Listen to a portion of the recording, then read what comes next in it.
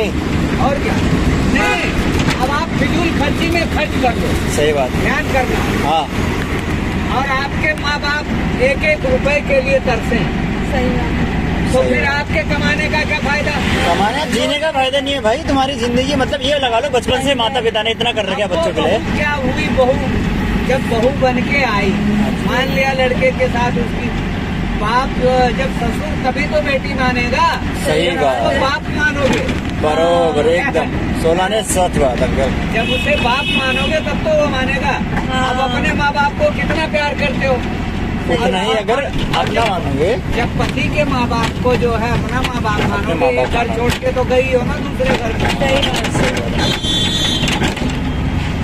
ये बात तो सही है, बिल्कुल एकदम सही। जब ना अंकल सास को जब माँ कहते हैं ना, तो समझ जाना चाहिए कि ये माँ वही माँ है जो हमारी, जो जिस माँ को हम छोड़ के आए ना, वो भी वही माँ है।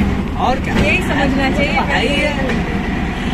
उसमें समझने की क्या बात है? इसलिए कभी भी वो ऐसा कभी डिफरेंस नहीं करना यही चाहिए। चलेगा। हाँ जी, सास होती है, माँ होती है, ऐसा नहीं ठीक है, करना। आज का जमाना नहीं रहा कि पैर दबाओ, है पैर दबाने का जमाना नहीं है, लेकिन फिर भी जो लोग जमाना रखते हैं ना, उनके लिए जमाना है।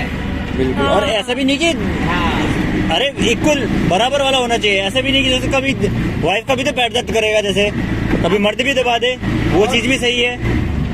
समझने वाले पे बात है ना। अगर जो सनातन संस्कृति से होगी ना, हाँ, तो मर्द से पैर नहीं दबाएगी, पैर से कभी वो अपने मर्द से नहीं दबाएगी। अरे मतलब ये नहीं है, आजकल के लोग पढ़ लिख करके क्या होता है ना, अध्यात्म को भूलते जा रहे हैं। हाँ। वो सोचते हैं कि मैंने पति की सेवा किया तो ये भी मेरी सेवा का।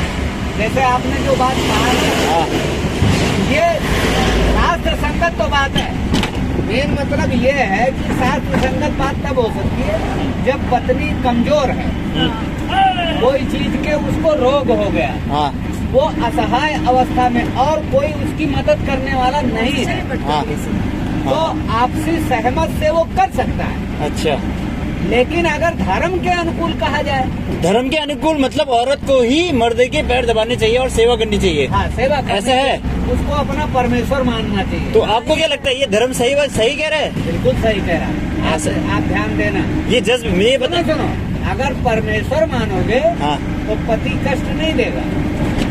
अगर हम आपको भार समझ के सेवा करेंगे ना, हाँ, फिर पति पत्नी का धर्म ही क्या हुआ? खुला चलो ना। तो बात तो वो तो मैं भी कह सकता हूँ कि मतलब अगर मैं तो चलो अभी मेल हूँ, ठीक है, हाँ। मैं भी आदमी हूँ, तब जाके मैं कह रहा हूँ कि मेरा फायदा है, तो ये सारी चीजें तब जाके मैं सुनो, इस चीज में तो आप बराबरी कर लेते हो कि ये धर्म में गड़बड़ी है। हाँ, अगर मान के चलो, जैसे आप एक जगह से कई जगह रिश्ते बनाते हो, हाँ, है? हाँ, तो वो चीज लड़की के लिए भी छूट होनी चाहिए, है?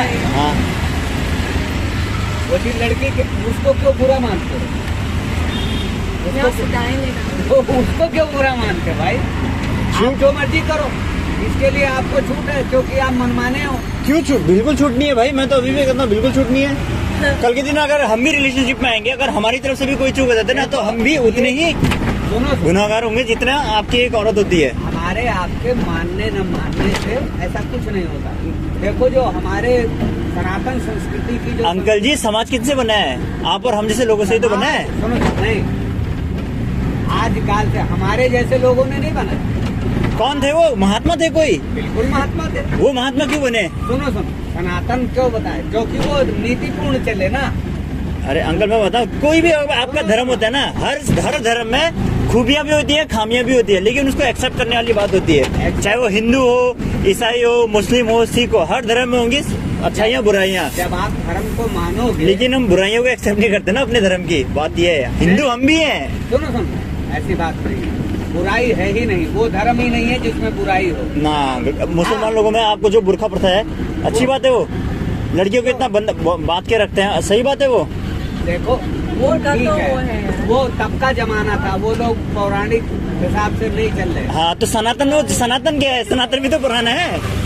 सनातन भी तो पुराना है, वो अभी मॉडर्न थोड़ी है अभी का। नहीं, वो जो पहले की सभ्यता जानते हो, ये चालू पेमेंट का बता दो पहले। क्या चीज? ये